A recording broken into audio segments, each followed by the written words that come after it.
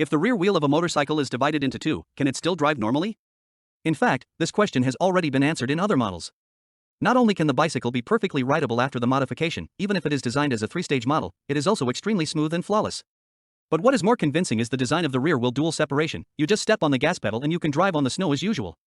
So it is not difficult to apply this tire separation method to motorcycles.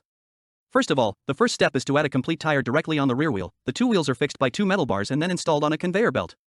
The rear wheel can drive the third tire.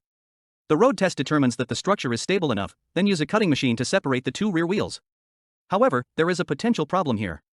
Since there is only one spring on the motorcycle, it is okay to support two complete tires, but once it becomes two, it is hard to say. So far, you can only try it on your head. To cut the tire, fill it with a black tube to provide support, put a nail on it and fix the two half tires on the motorcycle. At this time, gently twist the throttle. The potential problem just now still appears. The strong sense of wobble is almost impossible to ride normally. Fortunately, it can be alleviated by adjusting the speed. At low speed and high speed, the body moves a lot, and if you keep it at 20 miles per hour, you can drive stably. How is it? Isn't it amazing?